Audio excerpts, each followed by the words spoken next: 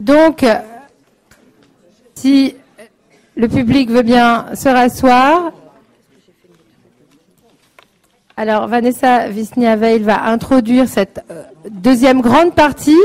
Mais François de Singly voulait vous dire un mot au préalable. Non, mais on ne sait pas si c'est vrai, mais plusieurs personnes m'ont fait 2 remontées de la salle. Première remontée, je pense plus sensible dans la première table ronde et tout. Je serais vous, moi aussi je l'aurais fait. Hein. Je ne sais pas sous quelle forme et tout. C'est-à-dire que nous faisons une consultation sans que, et je dégage ma responsabilité. Je prendrai la deuxième responsabilité tout à l'heure. La première, nous n'avons pas eu la permission de diffuser ce rapport qui n'a pas été validé politiquement. Donc, même s'il a été pré-rapport. Donc, effectivement, vous n'avez pas le rapport. Oui, vous avez la synthèse. Mais c'est pas la même chose en termes de discussion, une synthèse et un rapport. Donc, vous serez... donc, il y a quand même un petit côté un peu bizarre. La deuxième chose... C'est un cours que vous nous faites tranquillement. C'est pas absolument pas une consultation. Dites que, comme dans un certain de fonctionnement des organismes autour du plan, et j'en ai été, je connais, c'est le bon, on enseigne au bon peuple, ce qu'il faut qu'il sache, et on laisse éventuellement une ou deux personnes réagir pour faire de la marge. Mais je ne pourrais pas ne pas... Alors... Attendez, je continue. Le deuxième point, un certain nombre de personnes ont eu le sentiment qu'on pouvait, et que des gens autour de la salle, peut-être moi et tout, étaient aussi dans l'autocritique. Bon, pour l'instant, ce rapport, qui s'appelle pré-rapport, c'est pour ça d'ailleurs qu'il n'est pas mis à disposition, n'est pour moi pas non plus dans le marbre, mais même d'ailleurs quand il sera validé, il ne sera pas dans le marbre. Donc je veux dire, vous aurez le droit de le critiquer, on va arriver à ce point-là. Critiquer au sens de constructif, faire des contributions. Et moi, je l'ai relu pour aujourd'hui. Il y a des points sur lesquels ne suscite pas forcément mon enthousiasme. Donc, je ne vois pas pourquoi on va pas refaire un texte. C'est pas le programme commun, hein, pour ceux qui ont mon âge. Rien que le programme commun et que le programme commun. On a vu ce que ça donnait. Il avait déjà 20 ans de retard quand on l'a approuvé. Troisième point, pour que les choses soient claires. Même si vous l'avez pas eu, etc., Madame Franca devait partir, mais il y en a d'autres et tout qui me l'ont dit. On va vous donner une adresse et tout ce qui, même si vous n'avez pas eu le texte, je pense qu'il y a eu quand même suffisamment de choses qui peuvent fonctionner par rapport à votre expérience et aussi de choses qui ont été dites sur la table pour que vous nous écriviez aussi, puisque le rapport ne sera, entre guillemets, définitif qu'à la fin du mois. Donc, Vanessa va nous donner une adresse. Je vous donne mon adresse. Donc, c'est vanessa.wisnia-veil, W-I-S-N-I-A. Enfin, vous trouvez tout ça sur le site, mon nom, je veux dire. W-I-S-N-I-A-veil, W-E-I-2-L, @stratégie.gouv.fr. Et effectivement, on a bien conscience du fait que forcément, une consultation sur une demi-journée, tout le monde n'a pas un temps de parole énorme, on en a bien conscience, mais vous êtes largement appelés à contribuer, envoyer des contributions écrites, on en tiendra compte, on a un système de questions-réponses, donc on vous a indiqué au début de questions SMS, on n'a pas le temps de répondre à toutes les questions dans la salle, mais on garde trace de toutes les questions, donc voilà, on fera pour le mieux par rapport à ça. Alors, par rapport à la table ronde qui nous occupe, qui est une table qui regroupe les axes 3 et 4 du rapport, je rappelle. Donc les axes 3 et 4 du rapport. L'axe 3, c'est la question du rapport entre l'enfant et l'adulte, les différents rôles pour permettre aux enfants d'aller vers nos deux finalités. Donc, à gros traits, grosso modo, ce qu'on distingue, c'est qu'il y a plusieurs fonctions importantes. Il y a la protection, il y a la transmission et il y a l'accompagnement vers l'autonomie. Toutes ces fonctions-là doivent pouvoir se développer et ça se décline dans différents champs. Alors, il y a des propositions du côté des parents, du temps parental. On pense que il faut on a mis sanctuariser, ça sera peut-être pas la formulation définitive, mais en tout cas, il faut favoriser des organisations du travail et toute une série de dispositifs qui permettent effectivement aux parents, aux pères et aux mères de s'investir quantitativement et qualitativement sur diverses dimensions du développement de l'enfant. Donc ça entraîne des choses du côté des contraintes de conciliation, de l'accompagnement à la venue au monde, etc., etc. C'est un premier point. Du côté de la protection de l'enfance, parce que si on file notre question du lien. Ah oui. Oui, s'il vous plaît, en machine là-bas, si on peut indiquer la bonne table ronde. Ouh. Bon. Les machines. Dans la salle, au fond. Je sais pas qui est, moi. Bon. J'irai changer ça après. Non, C'était avant. voilà. Non. Encore avant. Voilà. Très bien, on ne bouge plus. Voilà. Merci. Donc, du côté de la protection de l'enfance, quand on continue cette question du lien, Nadège nous en parlera, à partir du moment où on met au centre le fait de maintenir, de donner aux enfants des contextes dans lesquels ils aient des liens sécures, stables, pour se construire, en général, ça se passe déjà dans les familles, mais il y a des familles dans lesquelles, pour X raisons, c'est plus compliqué. Que fait-on dans ce moment-là? Ça nous amène à revisiter la question des dispositifs de protection de l'enfance en danger à partir de cette question-là. Et Nadège en dira un mot. On a toute une série de propositions là-dessus. Et puis, la question de l'accompagnement vers l'autonomie, ça pose des questions du côté du droit de l'enfant. Et on a une proposition sur l'extension des droits, proposition qui a été extrêmement débattue. C'est presque la proposition qui a été la plus débattue dans notre commission et sur laquelle... Bon, on aura précisément, Edouard Durand nous retracera un peu justement les débats de cette proposition qui ont fait pas mal de polémiques au sein de la commission. Et sans plus attendre, je passe la parole à Bruno, qui va parler plutôt d'un élément qui est dans l'axe 4, sur les inégalités, dans lequel on met notamment très fortement l'accent sur la question des inégalités qui se creusent dès la naissance, enfin très tôt, l'inégalité d'accès à des ressources qui permettent un développement cognitif et non cognitif et qui nous amène à préconiser un accueil universel de qualité à horizon 10-15 ans pour tous les enfants de plus de 6 mois à 1 an. Oui, merci beaucoup. Alors, c'est assez amusant de sentir cette ambiance un petit peu particulière qui rappelle beaucoup, d'une certaine façon, l'ambiance qu'on avait parfois dans notre commission. On avait toujours des enfants, des jeunes adolescents qui étaient là, qui eux étaient très très sages, qui restaient dans leur coin, puis nous on s'engueulait. Il y avait des tensions, et donc c'était une bonne socialisation au côté tension du lien et du relationnel, et visiblement on perpétue la chose. Deuxième témoignage de la vie de cette commission, je pense que c'est tout à fait vrai quand François a dit qu'on était une commission apprenante, c'est-à-dire qu'il s'est élaboré des choses au cours de nos échanges qui n'étaient pas là au départ, et on espère bien que des tensions et de nos relations tendues émergeront aussi de nouveaux apprentissages. Alors, moi, ce que j'ai appris, essayer de tirer de notre travail commun, c'est 3 choses pour aller très très vite. D'abord, on va essayer ici de parler un petit peu moins d'école et de montrer qu'il se passe des choses ailleurs en termes d'accompagnement, peut-être de politique publique, de dispositifs généraux, de droits, etc.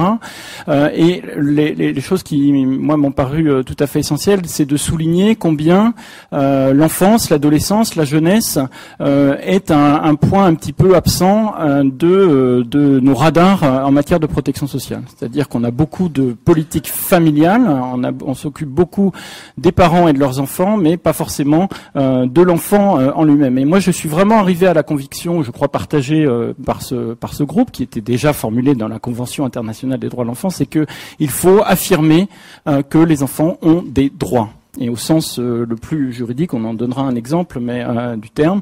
Et c'est un point qui fait débat, qui fait contention, parce qu'il y a un certain nombre de représentations en France et d'organisations qui représentent ces représentations, qui considèrent que les enfants doivent appartenir à leur famille, à leurs parents, et non pas être des individus qui ont des droits propres. Mais la conséquence de cet individualisme, je dirais positif, marqué au début, c'est aussi que du coup, ils ont des droits. Alors des droits, on va le voir, à la protection, à d'autres choses, mais je crois qu'ils ont aussi les droits à tous pouvoir bénéficier des dotations initiales qui vont permettre de réussir dans l'économie et dans la société dont on a parlé dans le panel précédent. Et une des choses qui est tout à fait essentielle, c'est qu'aujourd'hui, on l'a bien entendu, sans qualification, sans compétences à la fois cognitives et non cognitives, on a le plus gros risque d'avoir du mal à s'en sortir, d'être en précarité, etc. Et ce que l'on sait aujourd'hui, ce que vous savez tous dans la salle, donc je fais pas un cours, on partage quelque chose ici, c'est que l'acquisition des compétences cognitives, apprendre à apprendre plus tard, mais à acquérir ces capacités-là, la première chose que l'on sait aujourd'hui, c'est que c'est quelque chose qui s'acquiert.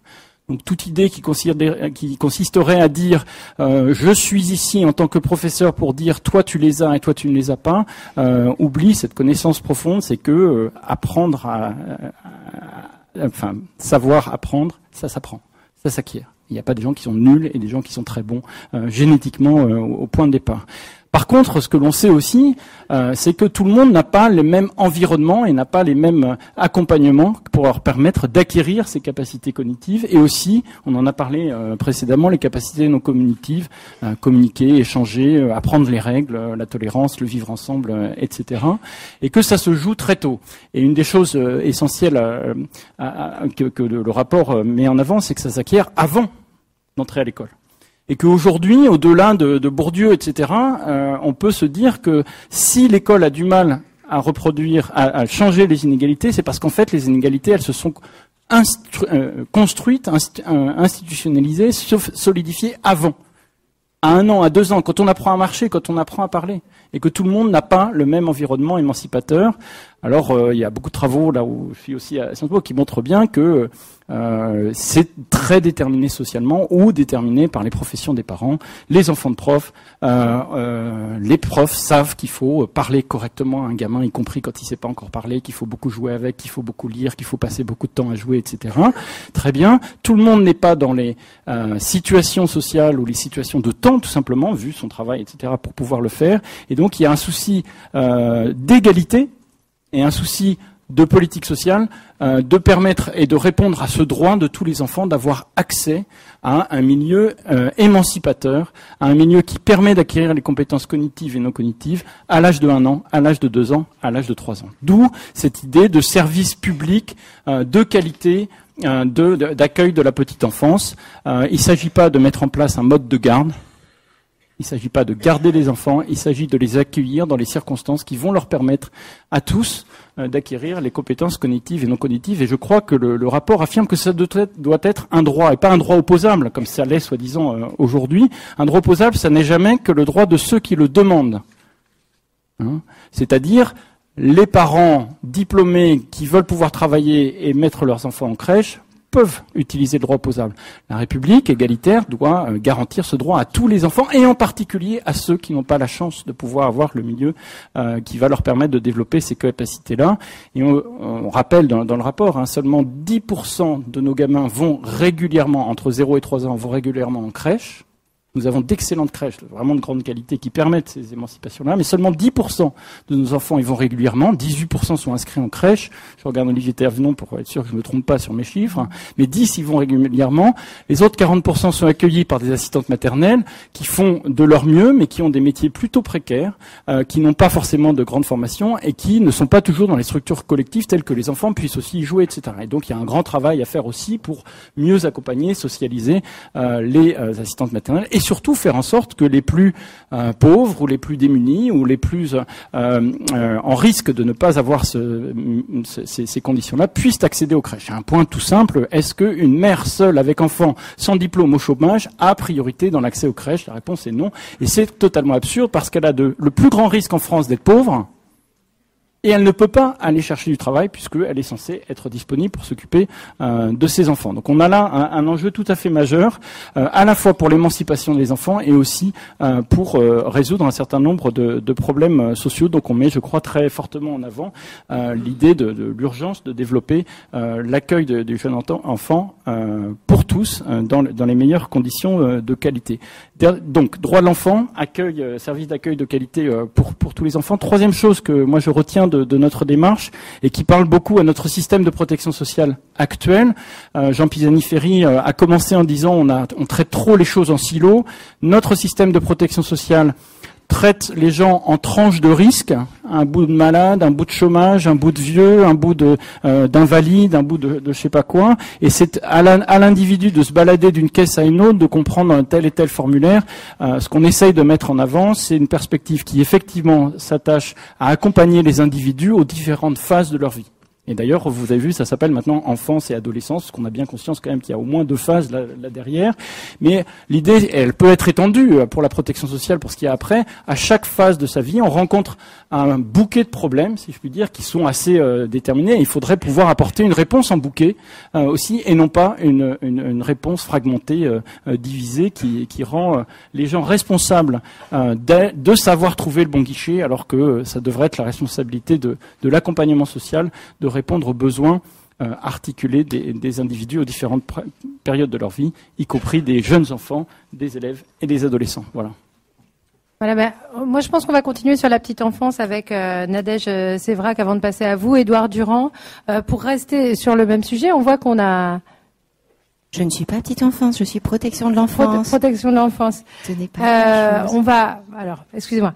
Je peux faire maintenant. On va passer... Non, on va passer à la protection de l'enfance, mais il me semble qu'il y a une relation, parce que je voulais... Enfin, c'est assez intéressant d'être sorti de l'école, parce que effectivement, il y a ce qui se passe entre 0 et 3 ans, il y a ce qui se passe dans les familles, et c'est ce qu'on a dit, entre l'élève et la question telle qu'elle est traitée par la politique publique de la famille, on ne sait pas trop où est l'enfant.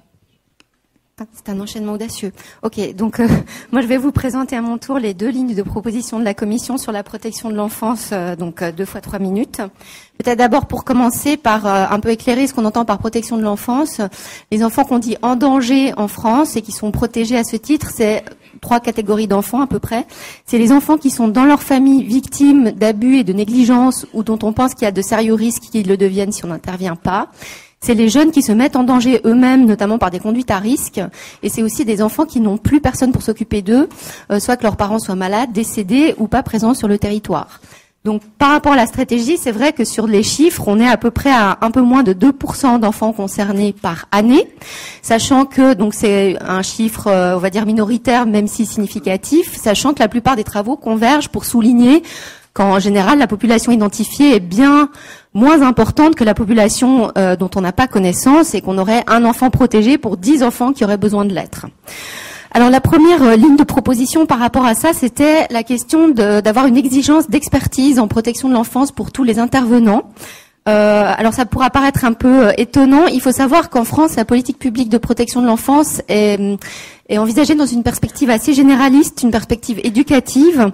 Depuis 2007, on a retiré la maltraitance des textes de référence, alors que, Madame a parlé des abus sexuels tout à l'heure, on est sur des phénomènes qui sont difficiles. On est aussi face aux parents qui vont avoir les niveaux de difficulté les plus importants, avec ceux qui arrivent en tête. Les 4 premières, c'est les parents qui sont affectés par des pathologies mentales ou de la déficience mentale, des parents qui sont consommateurs de toxiques, drogues, alcool, médicaments et des situations de violence conjugale. Donc on voit bien que même si c'est pas des situations extraordinaires, je rappelle que la violence conjugale concerne une Française sur 10, c'est quand même des situations qui sont lourdes et complexes où les professionnels remontent souvent, qui ne sont pas formés, qui se sentent démunis, qui font face à des comportements extrêmement déroutants. Et du coup ils font appel, ils ont un besoin de formation très explicite. L'affaire de Marina qui est donc morte sous les coups de ses parents après 6 ans de maltraitance nous rappelle que quand les gens ne sont pas assez formés ou quand ce qu'ils voient les malmène trop, ils ne voient plus en fait la maltraitance. Donc il y a cet aspect-là d'expertise et puis aussi le fait que la connaissance des problématiques associées en protection de l'enfance nous montre que finalement les adultes ont un potentiel d'évolution assez limité. Donc par rapport à ça, la recommandation, ce serait d'organiser une conférence de consensus qui permette d'une part de départager après un débat collectif un socle de connaissances qui serait commun aux intervenants de terrain, à leurs cadres et aux magistrats, d'une part, et d'autre part, de re-questionner la compatibilité de la temporalité dont l'adulte a besoin pour solutionner sa situation de manière suffisante pour qu'il mette plus son enfant en danger, et de la temporalité de ce que l'enfant peut subir quand on le laisse en famille pour essayer de travailler avec les parents alors qu'il subit des choses difficiles et qu'on risque finalement d'hypothéquer son développement à moyen terme. Donc là, ça vient questionner les orientations de la dernière loi de 2007, qui était sur quelque chose d'une injonction très forte à tout faire pour travailler avec les parents avant de passer à la justice, et aussi de ne recommander le placement qu'en dernière extrémité. Deuxième lignée de proposition, qui est consacrée plus spécifiquement à la question des enfants placés, qui a été peut-être un peu une découverte pour les membres de la commission. Et là, une petite analogie, à l'heure où on a eu en France des débats passionnés sur l'idée de fixer la résidence de parents, donc la résidence de l'enfant chez deux parents qui se séparent, donc pour voilà, des questionnements sur la stabilité pour l'enfant de ce type d'arrangement. Il faut savoir que le dispositif français de protection de l'enfance ne garantit pas du tout la stabilité aux enfants qu'on enlève à leur famille parce qu'ils y sont en danger, dans l'idée que le placement va être une mesure toujours temporaire pour permettre à l'enfant de retourner chez lui, même si finalement dans les faits, il y a un nombre non négligeable d'enfants qui vont voir leur placement reconduit tous les 2 ans, éventuellement jusqu'à la majorité, avec le résultat que donc on place des enfants qui sont déjà très insécures parce qu'ils ont vécu des choses très difficiles en famille dans une espèce de temporalité suspendue où finalement ils pourront pas se projeter parce qu'ils sauront pas où ils seront ni avec qui dans quelques années. Donc des choses très problématiques qui, je pense, nous amenaient à nous questionner sur finalement quel monde on ouvre pour les enfants placés. Est-ce que c'est un monde qui est massivement placé sous le signe finalement de la dette qu'on aurait envers des parents à qui on a enlevé leurs enfants? Ou est-ce que c'est un monde qui est plus centré sur l'enfant lui-même et sur les ressources qu'on doit mettre à sa disposition pour autoriser son développement? Et là, c'est même pas un enjeu de développement complet, j'ai envie de dire, c'est un développement tout court. Donc c'est vrai qu'on s'est orienté plutôt dans la deuxième ligne d'idées. Et on s'est dit que du coup, s'il était question de pouvoir mettre des personnes à disposition pour que cet enfant puisse refaire monde avec ces personnes, alors il allait falloir sérieusement revoir le référentiel de professionnalisation, puisqu'on est dans une hyper-professionnalisation maintenant dans le travail social, où on met beaucoup l'accent sur la distance, la maîtrise des affects, le rôle, c'est-à-dire que les gens qui interviennent auprès des enfants placés sont censés être interchangeables, alors que les enfants, quand on les interroge, c'est un peu nouveau, maintenant on fait des recherches où on donne la parole aux enfants, nous disent que c'est des mondes pas du tout fiables, pas du tout viables, qu'eux aussi ils ont besoin d'être reconnus comme des personnes uniques et pas comme la petite Karima, tu sais, celle dont la maman est bipolaire et puis on n'arrive vraiment pas à lui proposer un projet, elle accroche à plus rien. Donc les enfants, ils ont envie d'être reconnus pour eux-mêmes, ils ont envie d'inconditionnalité comme tout le monde, j'ai envie de dire plus que tout le monde vu ce qu'ils ont subi. Et du coup, ça suppose effectivement là où certains dans le texte de loi qui est en ce moment en discussion ont essayé d'introduire, on va dire, un principe de stabilité ou des références de stabilité, nous on a voulu prendre des choses par l'autre bout, celui des pratiques professionnelles, en essayant de promouvoir ce qu'on appelle une éthique du care, et donc l'idée que s'attacher à un enfant personnellement, y compris avec une dimension affective, ce n'était pas être un mauvais professionnel, mais que si on voulait avoir des enfants reliés à l'âge adulte, il fallait que ces enfants-là, ils aient pu l'expérimenter en tant qu'enfants. Voilà. Merci.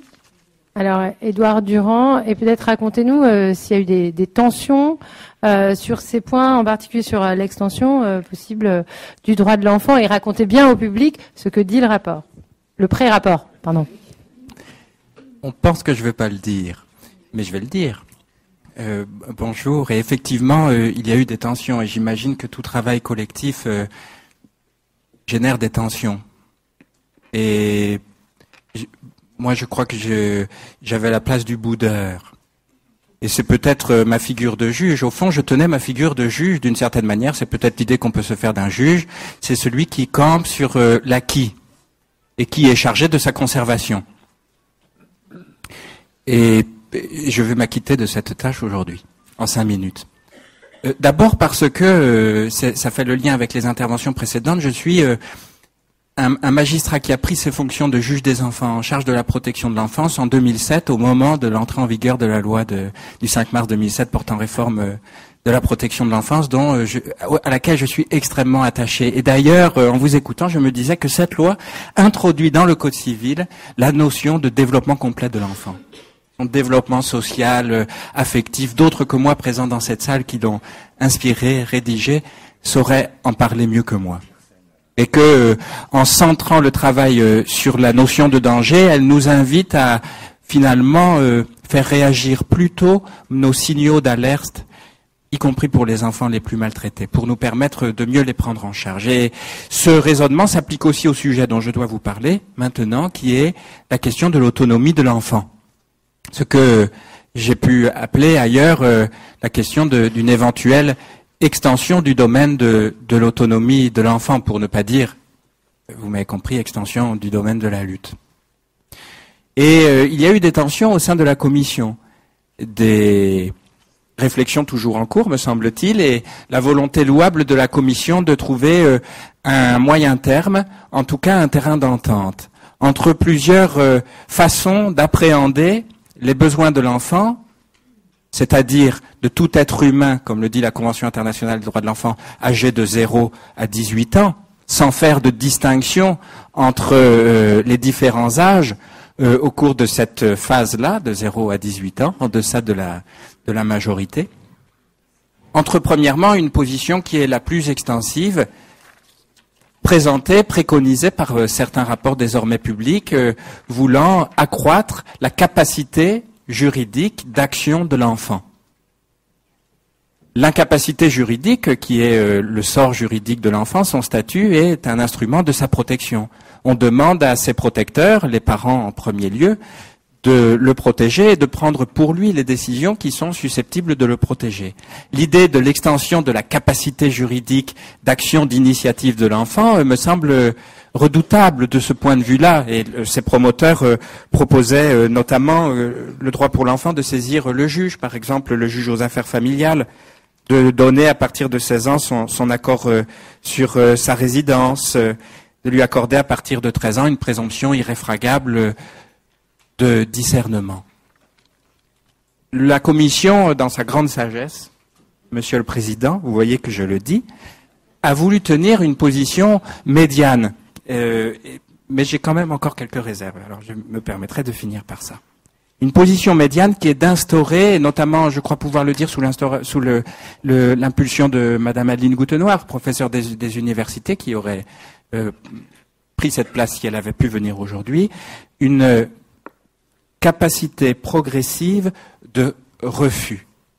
Permettre à l'enfant, en fonction de son développement, et plus précisément même en fonction de son âge, et plutôt à partir de 16 ans, entre 16, 17 et 18 ans, d'affirmer son autonomie par une capacité reconnue par le droit de refuser des décisions qui seraient prises pour lui par ses parents. Alors je lis rapidement ce que préconise la Commission. On distingue la capacité d'action du mineur et sa capacité de refus. La première consiste pour le mineur à accomplir des actes dont il prend l'initiative. Il convient au moins d'étendre la seconde qui consiste à lui accorder le droit de s'opposer à certaines décisions parentales. Il s'agirait de proposer un certain nombre d'actes importants et touchant à la personne du mineur pour lesquels il serait impératif de lui demander son avis, voire d'exiger qu'il y consente. On peut penser aux décisions relatives à son orientation scolaire et professionnelle ou encore sa résidence ou à ses relations avec ses parents à partir d'un certain âge. L'âge de 16 ans pourrait être proposé. Les décisions qui touchent à sa liberté de pensée ou de religion, etc. Le contrat de travail peut constituer un modèle puisqu'il doit être signé par les parents et le mineur. Alors, je salue cette volonté d'équilibre qui est recherchée par la Commission dans cette proposition, non pas d'aller jusqu'à une capacité d'action, d'initiative, mais d'en rester à moyen terme dans une capacité de refus. J'exprime quelques réserves qui sont très personnelles et qui sont en même temps très locales, très localisées, puisque je ne pense le monde qu'à partir de mon cabinet de juge des enfants et qu'à partir de certains enfants dans des situations très particulières, de familles dans des situations très particulières qui ne disent pas tout du monde, mais qui sont quand même un bon point de départ pour le penser. Et il me semble que cette extension de l'autonomie de l'enfant, d'une part, elle correspond à ce que j'appelle une conception procédurale des relations familiales. On le voit dans d'autres champs, notamment dans les séparations parentales, finalement, d'enjoindre aux parents, ici aux familles, enfants compris, à utiliser les outils qu'on préconise pour eux pour régler leurs difficultés. Une conception procédurale des relations familiales. Je ne sais pas si c'est ainsi que l'on se parle autour de la table au moment du dîner. Ensuite, il me semble, campant sur le droit actuel, dans ma figure du juge réactionnaire, c'est que ce droit actuel, il recherche un équilibre à la fois fragile mais aussi moteur pour permettre l'accès progressif de l'enfant à l'autonomie. Car l'incapacité est un principe protecteur. Et l'autorité parentale, qui ne saurait être confondue à une forme d'emprise, on le dit parfois en voulant faire la promotion des droits de l'enfant, c'est de l'arracher à l'autorité parentale qui serait une forme d'emprise. Mais vous savez que l'autorité ne peut inclure l'emprise ni la violence. Elle est même la notion qui nous permet de nous en détacher. Et puis la loi prévoit, quand elle définit l'autorité parentale, avec beaucoup de sagesse et c'est pas toujours le cas, mais là c'est très bien écrit. Les parents associent l'enfant aux décisions qui le concernent selon son âge et son degré de maturité. Et il me semble que c'est la bonne manière de résoudre les difficultés que l'on peut rencontrer avec un adolescent. Le juge parfois procède de cette façon. C'est ce que le Code civil appelle la recherche de l'adhésion. Je vais vite, là j'ai déjà dépassé. Oui, mais continuez. Bon, alors je continue. Comme le rappelaient les rédacteurs du rapport, Monsieur Tsingli et Madame Wisniewel, le droit reconnaît parfois déjà certains espaces d'autonomie pour l'enfant qui lui permettent d'agir seul sans le consentement ni même parfois l'information de ses parents. C'est le cas du contrat de travail puisque ce lien de subordination ne saurait être consenti par aucun autre que celui qui va s'y soumettre lui-même, donc la signature du contrat de travail, et puis ce qui concerne la santé et la sexualité de l'enfant. Un acte médical nécessaire à la sauvegarde de la santé de l'enfant mineur peut être pratiqué par le médecin sans l'accord des parents si le mineur s'y oppose, mais il doit être accompagné d'une personne majeure de son choix. Une interruption volontaire de grossesse peut être pratiquée sans l'information ni le consentement des parents si la mineure s'oppose à ce qu'il soit consulté, mais elle doit être accompagnée d'une personne majeure de son choix. Deux derniers points avant la conclusion. Alors, là, c'est mon côté juge des enfants, juge aux affaires familiales très attentif aux situations de violence familiale et spécialement de violence conjugale. L'idée que l'enfant puisse être attrait comme partie dans les procédures judiciaires concernant la séparation de ses parents me paraît, somme toute, assez dangereux. C'est une place qui n'est pas la sienne. Et je crois, au bout du compte, qu'il faut sanctuariser l'enfance de 0 à 18 ans. On le voit bien d'ailleurs dans nos réflexions sur le champ pénal, la réforme de l'ordonnance du 2 février 1945. La difficulté de revenir au principe de l'ordonnance de 45, c'est la difficulté de concevoir que l'enfance, ça dure jusqu'à 18 ans. Et si l'on veut y parvenir au pénal, eh bien, il faut qu'on y tienne aussi au civil sur le plan de la capacité. Et puis, je me réfère au pédopsychiatre Daniel Marcelli qui est intervenu avant-hier au colloque sur l'ordonnance du 2 février 45 pour les 70 ans. Il disait « Le temps psychique de l'enfance et de l'adolescence est le temps de la dépendance affective et de l'attente. Or, la société renvoie en permanence l'impatience et l'excitation. » Et je pense qu'il est important que, au moins dans la valeur symbolique de la loi, eh bien, nous tenions sur ce sanctuaire, ce qui ne retranche pas tous les espaces de négociation. Je conclus pour m'inscrire totalement dans les ambitions de la Commission et de son rapport et conclure sur la conférence de consensus. Je pense que c'est une excellente idée, que ça nous permettra de progresser beaucoup dans la connaissance de l'intérêt de l'enfant, pour autant que nous entendrons l'intérêt de l'enfant comme la prise en compte de ses besoins fondamentaux. C'est-à-dire, nous avons parlé tout à l'heure des théories de l'attachement, de la nécessité de favoriser pour l'enfant un attachement sécure. Nous sommes sommés par les enfants de mieux prendre en compte leurs besoins fondamentaux.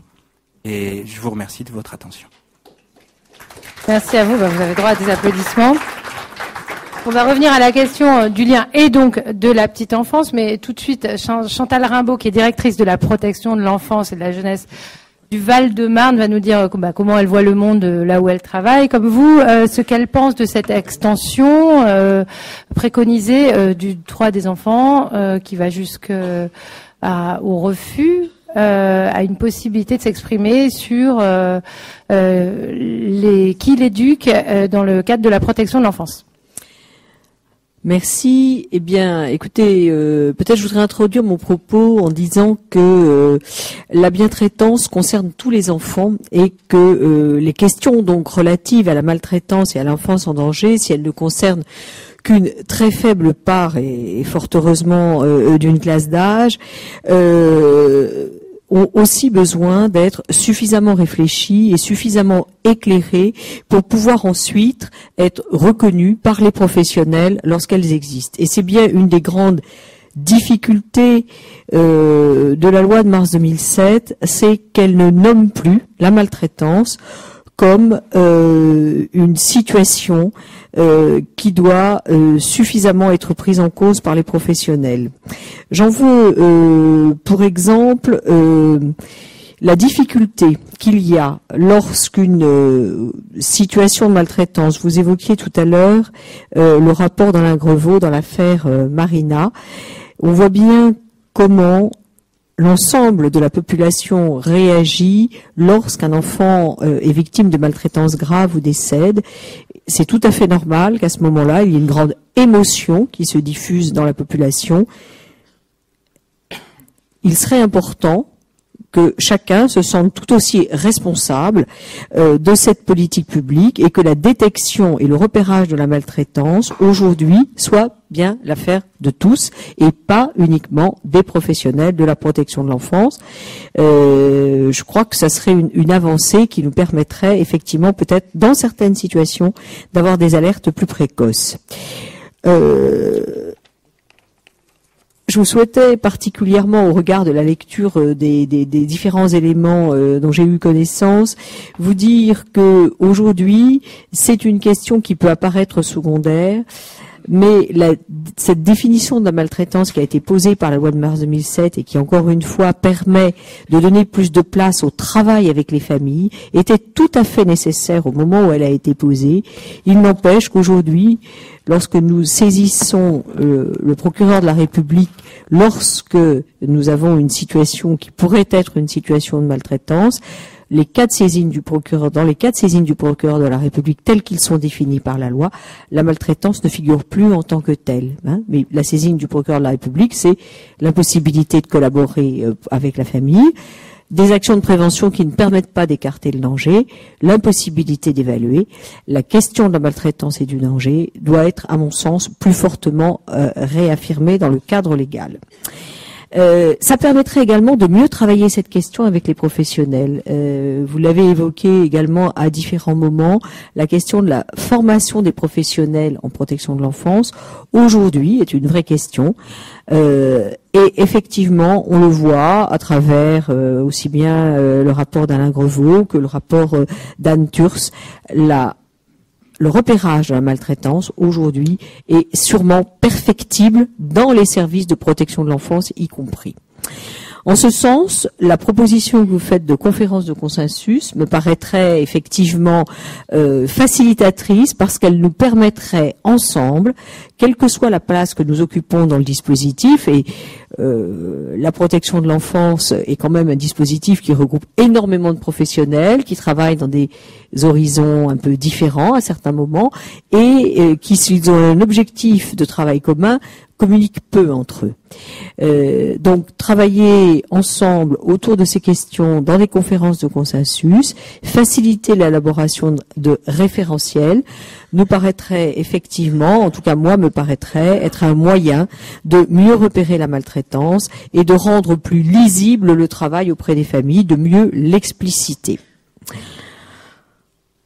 Au-delà de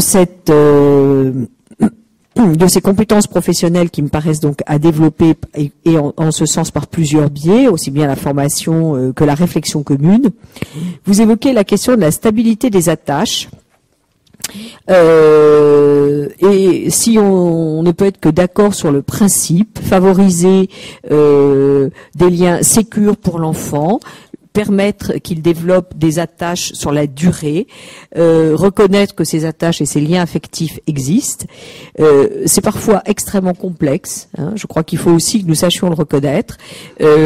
Aujourd'hui, les professionnels et les salariés des différents services sont beaucoup plus mobiles qu'ils l'ont été à différentes époques. Donc la question de la stabilité des attaches est une question qui n'est pas si simple à réguler que celle-là. Voilà. Et même si sur le principe, on en est d'accord. Il y a certes les droits du salarié, et il y a aussi les droits de l'employeur. Donc on voit bien qu'on est dans un système, comme toujours, qui est complexe et pour lequel on peut avoir des approches différentes. Donc cette question, je crois, elle peut faire consensus, mais dans la réalité et dans la pratique, il faudra qu'on se mette d'accord sur quel est son contenu et ce qu'elle veut dire.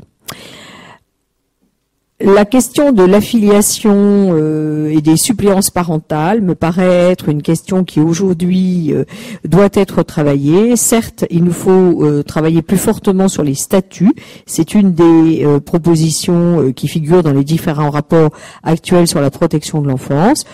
Encore, faudra-t-il que le cadre légal dans lequel nous intervenons nous permette de poursuivre ce travail.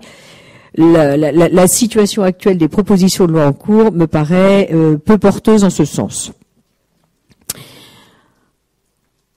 Un dernier point peut-être. Oui, alors sur la question de la reconnaissance effectivement d'un droit à l'enfant au refus, puisque c'est la proposition que vous faites.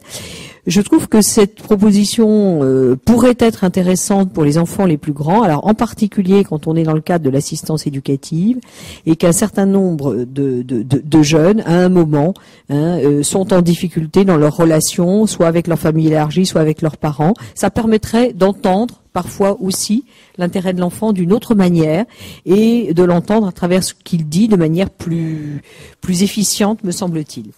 Donc cette question du droit au refus pour l'enfant, arrivé à un certain âge, j'ai découvert une partie de ce que vous venez de dire à l'instant, mais me paraîtrait être un point peut-être qui pourrait aussi faire l'objet d'une avancée dans les droits de l'enfant. Une avancée donc à vos yeux, c'est ce que je vais retenir très rapidement. On repasse aussi avec vous à la question de la petite enfance. Elia Louche, on a parlé d'accueil universel le plus tôt possible. On a parlé de 6 mois, on a parlé d'1 an. Un accueil qui pour l'instant est pensé en direction des parents, qui, je parle à grands traits, doit davantage se penser en direction des enfants et de leurs intérêts et de leur développement complet. Merci, bonsoir. Je voulais dire d'abord que je suis ravi d'être là, que la CAF soit présente dans cette consultation. La CAF, c'est la politique familiale, mais c'est aussi la politique des enfants et de la jeunesse, d'ores et déjà, qui est quand même structurée dans une convention d'objectifs et de gestion. C'est un peu technocratique, pardonnez-moi, mais c'est une réalité, c'est des moyens, c'est des milliards d'euros qui aujourd'hui circulent sur les territoires. Moi, mon rôle en tant que directeur de CAF, c'est d'adapter cette politique publique à un territoire donné. Donc, si vous le permettez, avant de réagir sur la proposition, je voudrais d'abord saluer, avant de témoigner un petit peu sur mon expérience institutionnelle et locale, saluer les travaux de la Commission, parce que vous avez beaucoup parlé du concept de développement complet, qui est un petit peu l'invention conceptuelle de la Commission, mais en fait, de mon point de vue, les travaux de la Commission s'inspirent, en tout cas pour la partie service aux enfants, d'un concept que Bruno Palier connaît bien, c'est celui de l'investissement social. L'expression n'a pas été employée, je crois, depuis le début, et je voulais combler cette lacune. Et d'ailleurs poser une question sans attendre de réponse. Pourquoi ce concept n'arrive pas à fleurir dans notre beau pays, alors que toutes les conditions sont réunies et qui nous aideraient, je pense, aussi à y voir plus clair. Donc ça, je ferme cette parenthèse.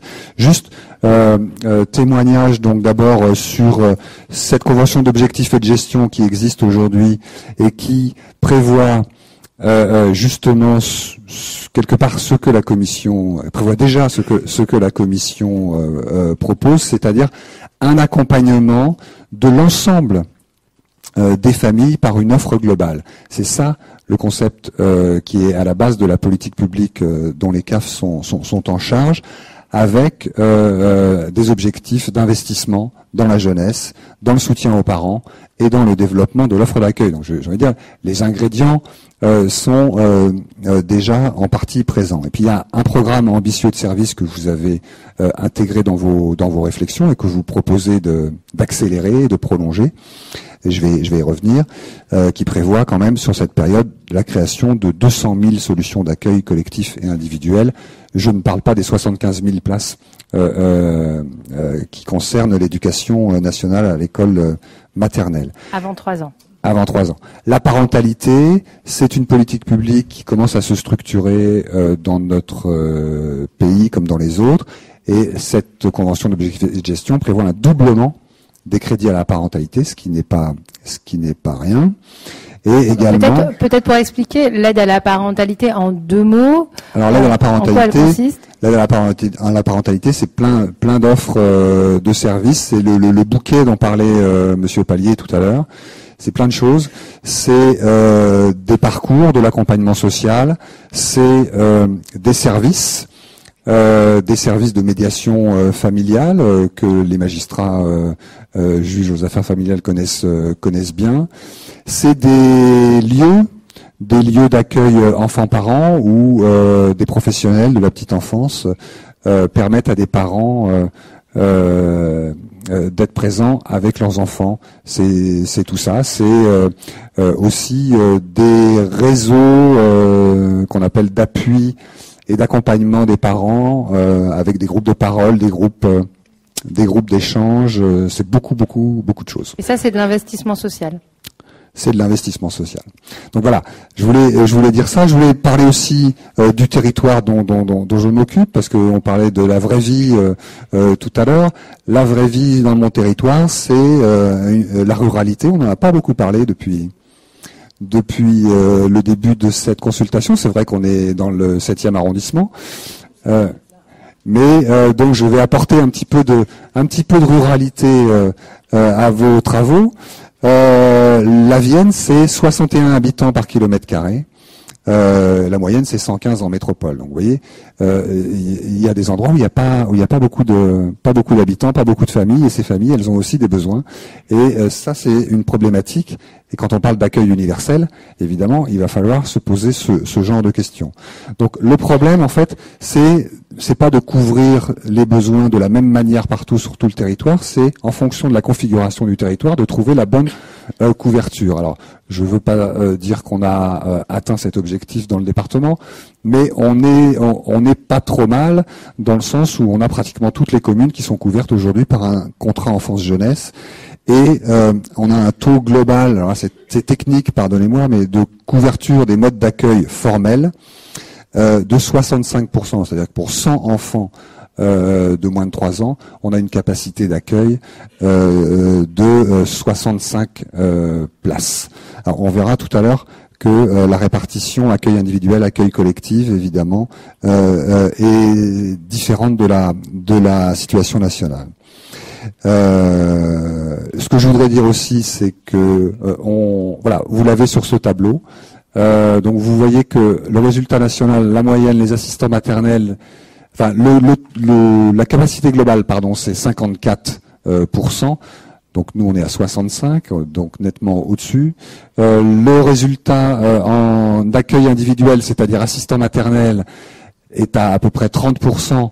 Dans un département rural, ça veut dire 50%. Donc vous voyez, là on a des considérations importantes. L'accueil universel collectif dans un territoire comme celui-là, évidemment, pose des questions pratiques sur lesquelles je vais revenir tout de suite. On n'aura pas forcément le temps de tout dire, mais je vais réagir sur en termes d'investissement social, parce que moi c'est ça que j'aimerais entendre. Je vais réagir sur la proposition. Et sur la proposition. Mais voilà. C'est ça l'investissement social, d'élargir considérablement cet accueil et cet accueil collectif.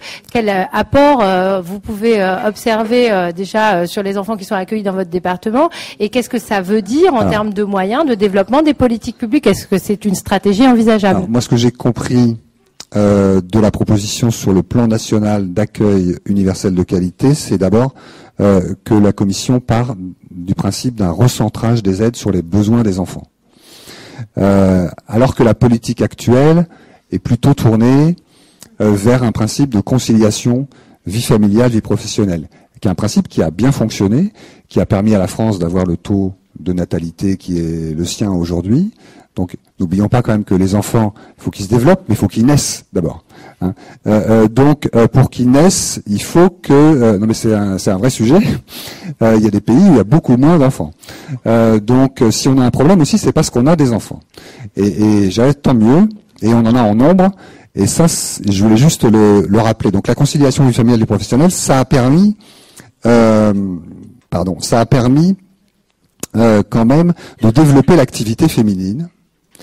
Ce qui est aussi un enjeu d'investissement social majeur, et ça a permis, ça n'a pu se faire que par une diversification de l'offre, c'est-à-dire pas seulement de l'accueil collectif, mais aussi de l'accueil individuel. Il y a un principe de réalité qui a été pris en compte. Mais la limite de tout ça, c'est que ce choix du mode d'accueil par les familles se fait quand même sous contrainte, soit de temps en fonction des horaires d'ouverture, soit d'espace en fonction de la disponibilité ou pas de tous les modes d'accueil à un endroit donné, et que c'est vrai qu'il y a un problème de cloisonnement des modes d'accueil qui est atténué par un certain nombre de pratiques, mais que je pense la proposition de la Commission permettrait de faire progresser. Alors, moi, je pense que c'est une proposition intéressante, séduisante. Elle est ambitieuse. 90% des enfants accueillis selon un mode de garde quand même en gros collectif, c'est ce qu'on comprend. C'est un objectif ambitieux.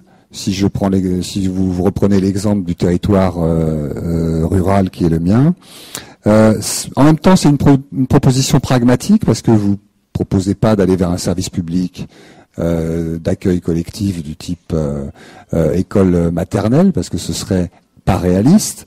C'est les enfants seulement à partir d'1 an, ce qui correspond en gros là, à un consensus sur le développement de l'enfant. Donc on comprend bien, puis ça coûtera quand même moins cher si c'est à partir d'1 an.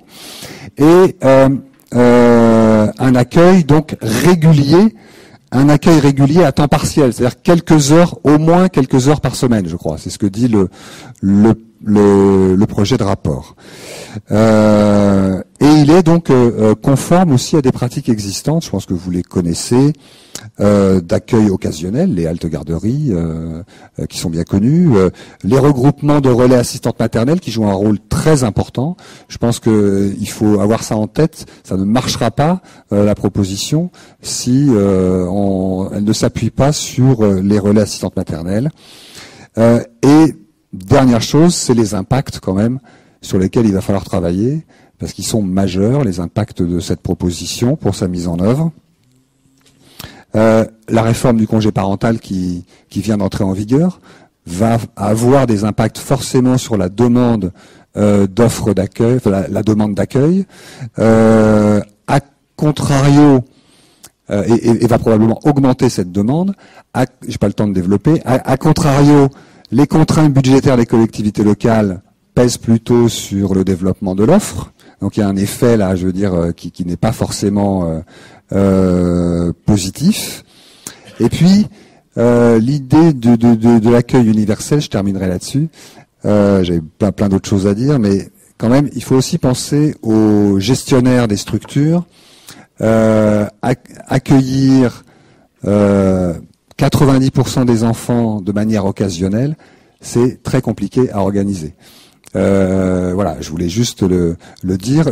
Les structures rencontrent des difficultés aujourd'hui avec les horaires de travail des familles qui sont souvent très différents. Et donc cette proposition va accentuer, alors c'est pas impossible, hein, mais va accentuer cette difficulté. Mais encore une fois, je salue le progrès et l'ouverture, je dirais, vers un investissement social à la française. C'est une idée hein, du progrès, merci beaucoup. Mais après tout, la France réussit bien à scolariser tous les élèves entre 3 et 6 ans, c'est 99% le taux de scolarisation de ces âges-là en France, et c'était absolument pas le cas dans les années 60 et encore 70. Donc évidemment que nous pouvons avancer sur ces questions. Choix politique, choix financier, on y reviendra dans la dernière partie avec Elisabeth Laitier de l'Association des maires de France, mais on va continuer sur l'intérêt d'un tel investissement social, je reprends vos termes, avec Marie-Laure Cadar, médecin de la protection maternelle et infantile, les PMI, que nous connaissons bien. Vous êtes également anthropologue, donc sur l'accueil des tout-petits. Oui, merci. Alors, je vais essayer de dire quelques points parce qu'il y aurait tant à dire. Médecin de PMI, je suis plus sur le secteur. Je travaille plutôt sur la formation et la recherche. Je fais partie aussi, et c'est aussi à ce titre que j'ai été invitée du conseil d'administration de l'ACEP, l'association des collectifs enfants-parents professionnels, qui a créé les crèches parentales, mais aussi toute une partie d'initiatives parentales. Et donc, c'est à ce titre que je vais intervenir. Et puis, je fais aussi partie dans mes divers engagements de Pas de zéro de conduite. J'ai fait partie des initiateurs et de quelque chose qui vous sera présenté tout à l'heure, de Construire Enfance, du CEP Enfance, Construire Ensemble une politique pour l'enfance. Alors, très rapidement, on a parlé du care tout à l'heure. Moi, je parlerai plutôt du prendre soin de l'enfant à la française. Et je voudrais rendre hommage à une très grande dame de la pédopsychiatrie française, Myriam David. Alors, je fais pas de la pub, je veux juste diffuser les fondements de pratiques bien traitantes dans le domaine de la petite enfance, de la protection de l'enfance, etc. Et tout ce que j'ai lu dans le pré-rapport me renvoie effectivement à ce qu'elle a préconisé déjà dans les années 60.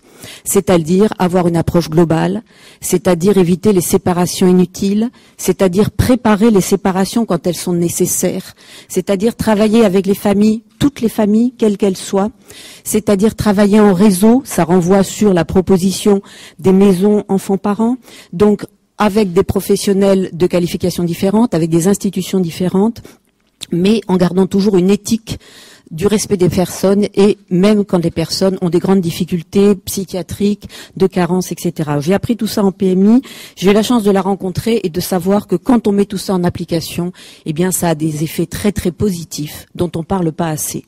Encore faut-il avoir les moyens et la volonté de le faire. Donc les moyens, c'est d'abord de la formation professionnelle. Former les professionnels qui soient capables d'écouter et de travailler avec les familles à partir de leur savoir, là où elles sont. Je vous aurais pas dit la même chose quand j'ai débuté en PMI, imbu de ma science médicale, et tandis que là j'ai appris beaucoup, et notamment aussi avec le mouvement parental, donc travailler avec toutes les familles là où elles sont. Aussi, une autre notion fondamentale, c'est celle de aller vers les familles. Ça renvoie sur cette proposition d'une maison enfants-parents. Certaines familles ne peuvent pas aller. Il faut aller chez eux. Et donc là, il y a tout le travail d'accompagnement au domicile avec des professionnels qualifiés et des professionnels qui doivent être aussi soutenus dans leur pratique professionnelle. Parce que ce sont des boulots à haut risque pour les professionnels et pour les familles aussi. Là, on rejoint aussi tout ce qui est prévention précoce, une prévention à l'écoute des familles, qui va pas repérer tout ce qui dysfonctionne, mais qui va être capable d'entendre un symptôme d'un enfant pour l'accompagner, pour qu'il fasse sens et qu'ensuite on puisse l'aider à grandir d'une façon qui lui permette de ne pas être entravé dans ses apprentissages, dans ses relations aux autres, on parle là des liens, et dans son développement, en pensant aussi que le bébé a une vie psychique, ça aussi dans les années 50, on n'en parlait pas, il a une vie psychique bien avant le langage, et il a une façon de s'exprimer tout à fait différemment. Donc, des lieux collectifs pour les enfants, oui, surtout quand la famille n'a pas assez sa structure de socialisation. Je parlerai de familles isolées, pas forcément monoparentales. Certaines familles monoparentales ne sont pas du tout isolées. Elles ont un entourage amical ou familial. Mais ces familles isolées, y compris quand elles sont en couple et qui se retrouvent effectivement très démunies. Je parlerai aussi de quelque chose qui fait scandale, et puisqu'on a la parole libre, je le dis, dans notre beau pays de France, c'est ce qu'on appelle les mères des 115. C'est-à-dire ces bébés, ces femmes qui sortent de la maternité qui n'ont pas de logement et qui partent avec leur bébé dans des hôtels d'hébergement et qui changent tous les 15 jours parce qu'on peut pas les garder. Il y a un remarquable film qui vient d'être fait là-dessus. Donc là aussi, puisqu'on est sur l'enfant et le développement de l'enfant, je crois qu'il faut prendre tout ça en considération. Chacun à sa place. Là aussi, je renvoie des propos de Myriam David, cités par Daniel Rapoport, que chacun de sa place, là où il est. Donc il y a les gestionnaires, il y a ceux qui travaillent auprès des familles, les puéricultrices, les sages-femmes, les médecins, les éducateurs, tous ceux qui travaillent dans les crèches, tous ceux qui travaillent dans la protection de l'enfance. On oublie beaucoup aussi ceux qui travaillent au domicile, les assistants familiaux, maternels, les TISF, techniciens de l'intervention sociale et familiale. Je préfère travailleuse familiale, l'ancien terme, parce que la technique partout n'est pas forcément terrible. Et je ne serai pas plus long parce qu'il y aurait beaucoup trop à dire. Donc je crois que le message un petit peu à faire passer, c'est surtout de pas formater, de pas faire la même chose partout, de partir du terrain, de ce qui existe déjà, de ce qui fonctionne, de partir avec les habitants, de partir avec tout le tissu social du terrain pour créer ou valoriser des actions dans le domaine de la prévention précoce. Et dans ce domaine-là, je lance aussi un gros appel pour soutenir les associations. Toutes les associations, et notamment les petites associations qui font un remarquable travail sur le terrain, dans le rural, dans les quartiers, et qui souvent n'ont plus les moyens de soutenir une prévention précoce de grande qualité. Voilà, j'irai pas plus loin. Merci infiniment. Est-ce que des questions se posent dans la salle pour... Ah non, on parle plus d'école. Ah si. Madame, gardez votre main levée, s'il vous plaît, afin que l'hôtesse vous trouve. Merci. Oui, moi je suis déléguée CCRPA Bretagne. J'ai participé à la conférence nationale de lutte contre les exclusions avec pour l'enfance vulnérable et réussite éducative. Alors moi, ce que je vais rebondir sur ce que vient de dire Madame par rapport aux femmes avec leurs enfants dans les hôtels où elles ne peuvent pas emmener leurs enfants à l'école. Les enfants vont à l'école le ventre vide, hein, donc leur premier repas c'est à midi, hein, parce que voilà. Donc moi, ce que j'ai envie de dire dans toutes vos propositions, j'aimerais qu'on soit à l'écoute des familles en situation de pauvreté également, qu'on laisse personne sur le chemin, aucun enfant. Comme j'ai beaucoup aimé les interventions des personnes qui disaient on a chacun on n'est pas nul. Moi j'ai 2 enfants. J'ai tenu toujours à jamais leur dire qu'ils sont nuls. Il faut revaloriser l'enfant. Chacun a ses atouts, chacun a ses valeurs. On n'est pas tous des mathématiciens. Peut-être que le jeune homme qui est à l'école, il sait peut-être monter une porte tout seul, il sait faire plein de choses que les autres ne savent pas faire, mais c'est des savoirs parallèles. Je ne sais plus comment il a dit la personne. Enfin bref, moi, ce que je voulais dire par là, c'est que j'aimerais bien que dans tous ces propositions que vous faites, vous n'oubliez pas les personnes qui n'ont pas d'argent, parce que quand par exemple, il y a eu les STAP, là, ça me revient l'expression pour l'après-midi, là, la ruralité, si ne pas oublier ça, dans toutes les écoles, il y a des organisations, il y a des séances après l'école, de 15h30, enfin, je sais plus les horaires. Là, les écoles, ils n'ont pas de biens, ils n'ont pas de moyens pour organiser tout ça, donc et les parents doivent payer pour le quelques euros qu'ils doivent payer, pour eux, c'est trop. Parce qu'ils n'ont déjà pas de quoi manger. Donc tout ça, je pense que c'est important que vous en tenez compte de tout dans vos démarches. Merci. Merci à vous. Alors je vois 2 autres mains qui se lèvent, une là et une là.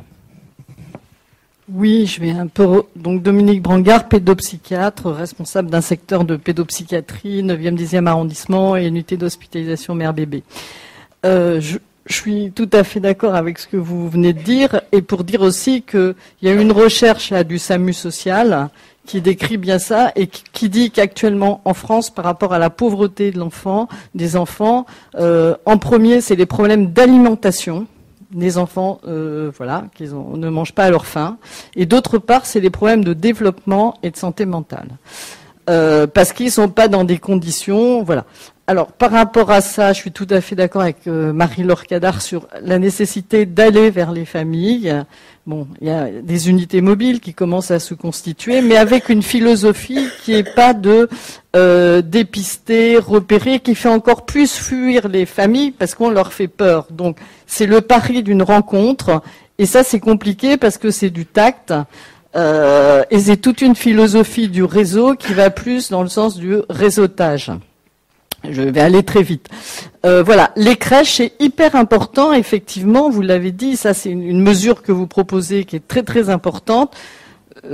Dominique Versini en a parlé aussi beaucoup, que les crèches puissent être accessibles aux parents, enfin pour les enfants des parents qui travaillent pas et qui ont besoin effectivement de socialisation. Par ailleurs, au niveau juridique, moi je vous rejoins tout à fait. Je suis inquiète, enfin sur sanctuariser l'enfance, le besoin de reconnaître un temps de dépendance, et je trouve que ça peut être dangereux. Ça me pose une question. Pourquoi uniquement le droit au refus au moment de l'adolescence, où ils sont souvent en plus, ils peuvent être en opposition, et les juges souvent écoutent la parole de l'enfant. La parole de l'enfant, c'est très important, et c'est pas uniquement de refuser. Et ce qui m'inquiète, c'est l'histoire des conflits de loyauté dans lesquels les enfants peuvent être mis, parce que c'est eux, au fond, qui vont décider dans des situations de couple très conflictuelles. Et nous, après, on fait des thérapies familiales ou des thérapies d'enfants, mais c'est un petit peu compliqué. Donc je rejoins un petit peu, et je trouve que c'est bien qu'il y ait une conférence de consensus sur cette question, parce que c'est complexe, et je rejoins un peu, enfin même beaucoup, ce que vous disiez, Édouard Durand. Voilà. Et dernière intervention avant de passer à la dernière table ronde. Donc Hélène Gaillard, donc là je parle aussi au nom du manifeste des droits des enfants malades qui ont été signés par 500 associations. Qui représentent les enfants malades en France. On parle beaucoup d'inégalités. On a parlé des PMI. Et on sait aussi l'appauvrissement des PMI et du manque de moyens qui ont été donnés. Donc, quels que soient les combats, c'est aussi une volonté politique. C'est une question de moyens. Je pense qu'on a des professionnels de qualité sur le terrain, mais qui ne demandent qu'une chose, qu'on leur donne les outils pour travailler, ils ont des bonnes idées, et que ce soit le débat de l'école ou de la santé de l'enfant, c'est important. Je rappellerai un chiffre qui fait un peu froid dans le dos. On est en France, dans les classements de pays, je crois, de l'OCDE, 17e en termes de mortalité infantile des enfants de moins d'1 an. Et c'est le rapport de la Cour des comptes, et de 2012 et de 2013. Donc je pense que la santé de l'enfant en France doit être peut-être un peu plus présente. On a une vraie problématique de prise en charge globale de l'enfant. En France, et une absence de volonté politique sur la santé de l'enfant, et notamment, et c'est pour ça que je donnais l'exemple des PMI sur les problèmes de dépistage et de prévention sur l'enfant. C'est un tabou français, et je compte sur la Commission pour le lever. Merci. Comme vous le voyez, la Commission prend des notes. Je pose une question, la Commission incarnée par vous, Vanessa, une question qui a été posée par SMS, je crois, quand vous parlez dans le rapport d'un service public de l'accueil de la petite enfance, on parle bien d'accueil collectif ou d'accueil individuel, collectif, mixte, comme le présentait la CAF?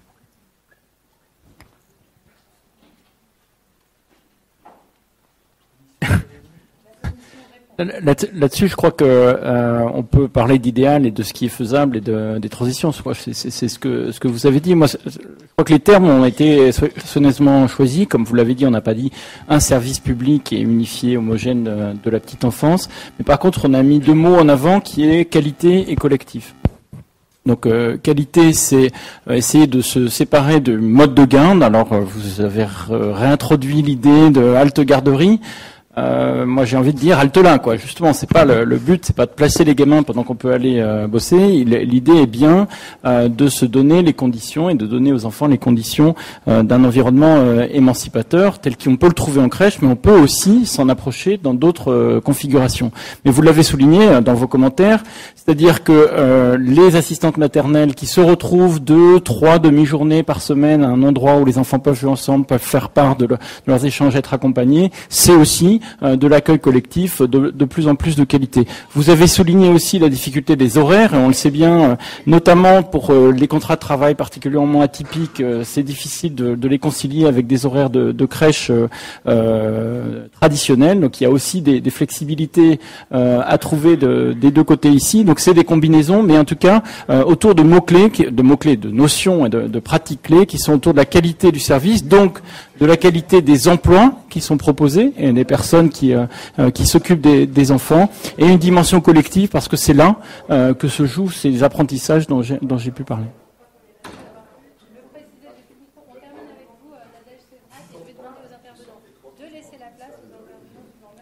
Moi, je voulais juste répondre à Chantal Rimbaud, que je remercie pour son commentaire.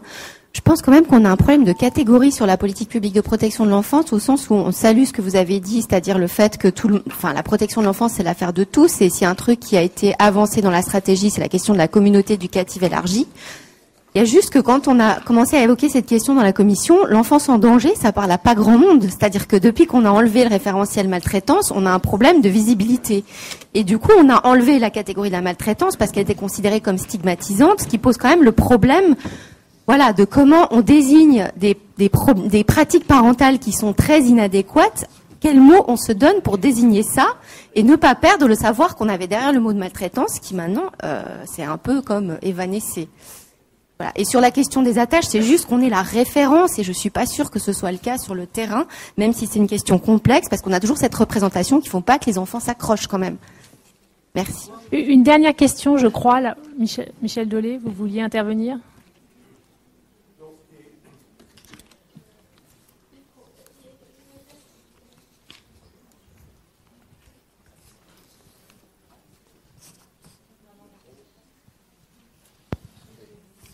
Non, juste une remarque sur le développement de l'accueil collectif. C'est un objectif qu'on poursuit depuis assez longtemps. Et simplement, actuellement, le développement de l'accueil collectif, depuis au moins, sur les 10 ou 12 dernières années, s'est fait globalement en faveur des familles les plus riches. Que ce soit d'ailleurs en accueil collectif ou à l'école maternelle, malgré toutes les priorités qui sont données en la matière.